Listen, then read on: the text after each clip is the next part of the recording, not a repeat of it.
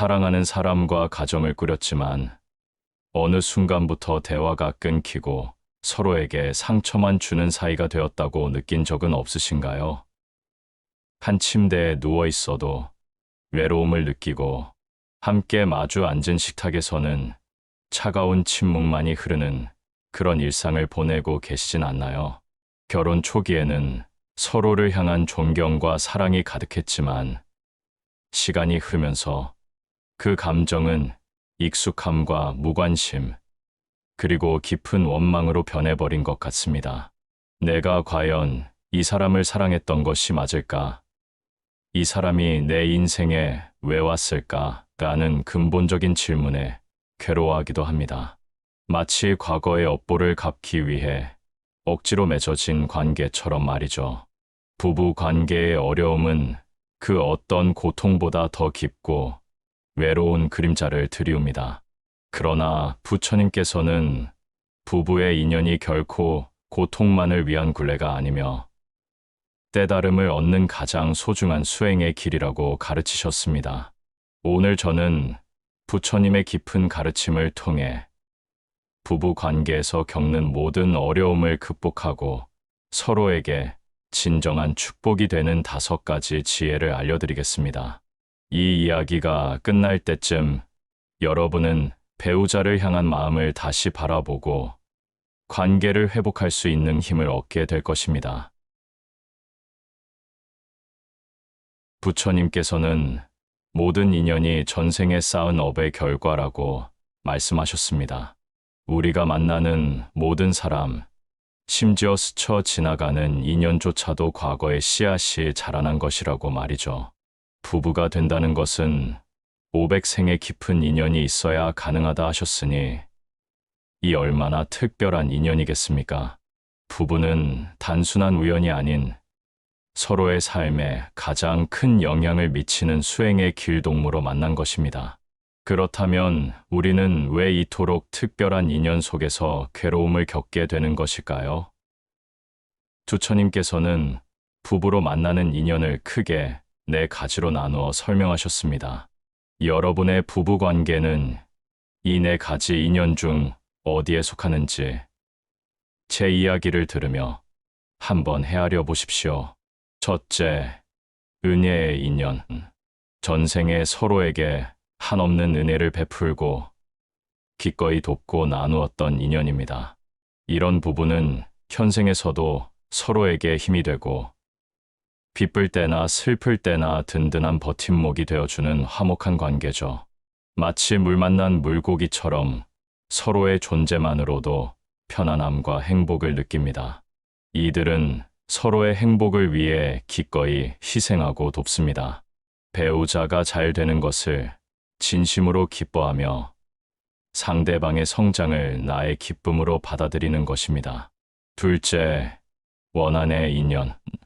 전생에 서로에게 깊은 상처를 주거나 원한을 품었던 인연입니다. 현생에서도 끊임없이 서로의 단점만 보게 되고 사소한 일로 다투고 미워하게 됩니다. 마치 서로의 마음속에 쌓인 묵은 감정을 해소하기 위해 만난 것처럼 말이죠. 이런 관계에서는 상대를 향한 분노가 가라앉지 않고 시간이 지나도 용서가 되지 않는 경우가 많습니다.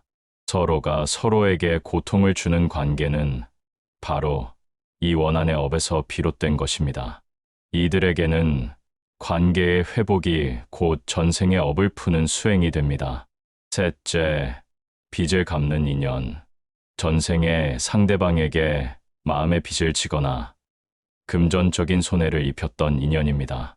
현생에서는 내가 끊임없이 상대방에게 베풀거나 상대방의 잘못을 묵묵히 받아주는 형태로 빚을 갚게 됩니다. 반대로 배우자가 나에게 늘 베풀기만 한다면 그것은 배우자가 나에게 갚아야 할 빚이 있기 때문일 수 있습니다. 이 관계는 한쪽이 늘 희생하고 다른 한쪽은 당연하게 받아들이는 것처럼 보일 수 있습니다. 하지만 이 모든 과정이 바로 전생의 빚을 갚고 인연의 굴레를 끊는 수행임을 알아야 합니다. 넷째, 업의 인연, 전생에 특별한 선업이나 악업을 함께 지어 그 결과를 함께 받아야 하는 인연입니다. 이런 부부는 마치 운명 공동체처럼 서로에게 특별한 힘이 되어주기도 하고, 때로는 벗어날 수 없는 고통을 함께 겪기도 합니다. 예를 들어, 전생에 함께 선한 사업을 했던 부부는 현생에서 훌륭한 동반자로 만나 큰 성공을 이루지만, 전생에 함께 악업을 쌓았던 부부는 현생에서 고난을 함께 겪으며 인과응보의 이치를 깨닫게 되는 것입니다. 이들에게는 삶의 고통이 곧 깨달음으로 향하는 가장 큰 가르침이 됩니다. 이처럼 부부의 인연은 복잡하고도 미묘한 전생의 업으로 엮여 있습니다. 지금 여러분이 겪는 모든 갈등은 과거의 씨앗이 자라난 결과입니다. 하지만 동시에 지금 이 순간의 작은 실천이 미래의 좋은 결과를 만들어낼 수 있는 희망이기도 합니다. 이제부터 그 희망의 씨앗을 심는 구체적인 방법, 부부의 업을 푸는 5가지 지혜를 함께 살펴보겠습니다. 첫째, 상대가 아닌 나를 바꾸는 지혜, 관의 수행.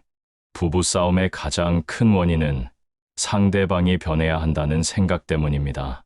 하지만 부처님께서는 상대방을 바꾸려 하지 말고 먼저 자신의 마음을 들여다보는 관의 수행을 하라고 가르치셨습니다. 상대의 허물만 보던 시선을 거두고 내 마음속에 있는 분노, 집착, 이기심을 관찰하는 것입니다. 마치 거울을 보듯 나의 마음을 있는 그대로 바라볼 때 우리는 비로소 깨닫게 됩니다. 상대방의 행동이 나를 화나게 한 것이 아니라 화를 낸 것은 바로 내 마음이구나라고 말이죠. 이 관의 수행은 특히 원한의 인연을 가진 부부에게 큰 도움이 됩니다. 상대방의 비난에 습관적으로 화를 내기보다 나의 오래된 업이 이 순간에 반응하는구나라고 알아차리는 순간 감정의 굴레에서 벗어날 힘을 얻게 됩니다. 실천하는 방법, 상대방에게 화가 날 때 잠시 말을 멈추고 1분만이라도 숨을 깊이 들이마시고 내쉬십시오.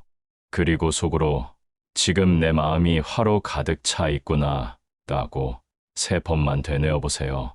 이 짧은 순간의 관찰이 여러분의 감정을 조절하고 관계를 파국으로 몰고 가지 않도록 막아줄 것입니다. 둘째, 침묵으로 지혜를 얻는 지혜, 무권수행. 부부 갈등은 대부분 언어에서 비롯됩니다. 특히 감정이 격해졌을 때 내뱉는 말들은 관계에 깊은 상처를 남기죠. 부처님께서는 불필요한 말, 상처 주는 말을 삼가는 무권 수행의 중요성을 강조하셨습니다. 침묵은 단절이 아닌 마음의 소리를 듣는 시간입니다. 우리는 흔히 침묵하면 상대방이 내 마음을 모른다고 생각하지만 오히려 침묵은 더 큰 지혜를 얻는 통로가 됩니다. 잠시 말을 멈추고 내면을 들여다보면 내가 이 말을 하는 것이 정말 상대방을 위한 것일까? 이 말이 관계에 도움이 될까? 라는 질문을 던지게 됩니다.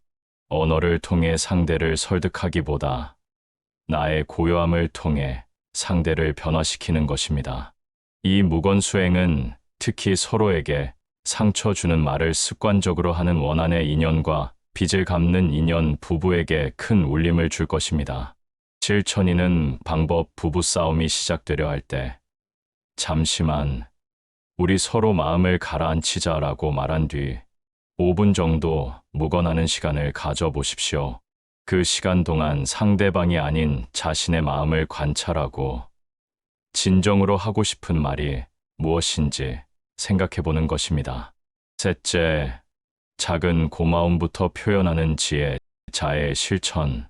부부 관계가 소원해지는 가장 큰 이유는 당연함에 익숙해지기 때문입니다. 배우자의 희생과 노력을 당연하게 여기는 순간 감사는 사라지고 불만만 남습니다. 부처님께서는 모든 존재에게 자비로운 마음을 가지라고 하셨습니다. 가장 가까운 배우자에게 자애의 마음을 실천하는 것이야말로 행복의 시작입니다. 자애는 거창한 것이 아닙니다. 상대방의 존재 자체에 감사하고 작은 친절에 고마워하는 마음입니다. 밥을 차려준 배우자에게 고맙다는 말 한마디, 힘들어하는 배우자의 손을 따뜻하게 잡아주는 작은 행동이 바로 자애의 실천입니다. 이러한 작은 행동들이 관계의 온도를 다시 높여줄 것입니다. 이 자애의 실천은 특히 관계의 활력을 잃은 은혜의 인연 부부에게 초심을 되찾는 중요한 열쇠가 될 것입니다. 실천하는 방법: 하루에 한 번 배우자에게 진심으로 고맙다고 말해보십시오. 오늘도 수고했어요. 밥 맛있게 해줘서 고마워요. 같은 작은 표현들이 관계를 기적처럼 회복시킵니다. 넷째, 함께 공덕을 쌓는 지혜, 동행수행. 부부가 함께 선한 일을 하고 그 공덕을 서로에게 회양하는 것은 관계를 긍정적으로 변화시키는 가장 강력한 방법입니다. 함께하는 수행은 부부의 업을 밝히고 좋은 기운을 불러옵니다. 서로의 손을 잡고 함께 성장하는 동반자가 되는 것입니다. 두 사람이 같은 방향을 바라보고 선한 뜻을 함께 실천할 때 서로에 대한 믿음과 존경심은 더욱 깊어집니다. 이는 단순히 취미 생활을 함께하는 것을 넘어 서로의 영혼을 맑게 하는 숭고한 행위입니다. 이 동행 수행은 부부의 업을 함께 나누는 업의 인연 부부에게 특히 큰 의미를 가집니다. 서로의 고통을 함께 나누고 함께 공덕을 쌓는 과정에서 관계는 더욱 견고해집니다. 실천하는 방법: 부부가 함께 봉사활동을 하거나 작은 금액이라도 이웃을 위해 보시하는 것, 혹은 매일 밤 잠자리에 들기 전 함께 마음속으로 오늘도 감사했습니다 라고 기도하는 것만으로도 충분합니다. 다섯째, 나 자신부터 돌아보는 지혜, 참회기도. 부부 관계의 어려움은 내 안에 있는 탐욕, 성냄, 어리석음의 결과일 수 있습니다. 부처님께서는 자신의 잘못을 깨닫고 참회하는 마음이 모든 업장을 소멸시키는 시작이라고 하셨습니다. 배우자에게 내가 부족했다고 솔직하게 인정하는 참회는 관계의 묵은 응어리를 풀어줍니다. 용서는 상대를 위한 것이 아닌 괴로워하는 자신을 위한 것입니다. 진정한 용서는 상대를 이해하는 데서 시작됩니다. 배우자의 행동이 왜 나를 괴롭게 하는지, 내 안에 어떤 마음이 그 행동에 반응하는지를 돌아보며 참회할 때 비로소 관계는 새로운 희망을 얻게 됩니다. 이 참회 기도는 모든 종류의 부부 인연에 적용되는 가장 근본적인 수행법입니다. 실천하는 방법: 매일 밤 고요한 시간에 배우자를 위해 기도하며 오늘 내가 배우자에게 상처 준 말이나 행동은 없었는지 돌아보십시오. 마음속으로 미안합니다, 부디 평안하세요라고 기도하는 것만으로도 당신의 마음이 맑아지고 관계가 회복될 것입니다. 여러분, 부부의 인연은 결코 우연이 아닙니다. 서로의 거울이 되어 함께 깨달음의 길을 걷는 가장 소중한 수행의 동반자입니다. 오늘 배운 5가지 지혜를 꾸준히 실천하여 과거의 업을 풀고 서로에게 가장 큰 축복이 되는 아름다운 인연으로 거듭나시길 바랍니다. 부처님께서 말씀하셨습니다. 인연은 도망칠 일도 붙잡아둘 일도 아니다. 자비로 감싸고 지혜로 풀어 마침내 놓을 수 있을 때 그 인연은 공덕이 되느니라. 부부 관계의 고통은 여러분이 마음의 밭을 일구라는 신호입니다. 오늘 배운 지혜의 씨앗을 뿌리고 자비와 용서의 물을 주며 함께 공덕을 쌓는다면 언젠가 그 밭에서 평화와 행복이라는 아름다운 열매를 맺게 될 것입니다. 이 영상이 당신의 마음에 작은 위로와 깨달음이 되었다면 댓글로 부부 관계에 대한 솔직한 사연이나 궁금증을 나눠주세요. 당신의 이야기는 또 다른 이에게 큰 용기와 지혜가 될 수 있습니다.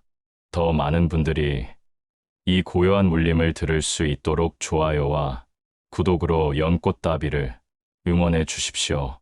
여러분의 가정에 언제나 평화와 행복이 가득하기를 간절히 기도합니다. 고맙습니다. 관세음보살, 부부화하, 소원 성취하세요.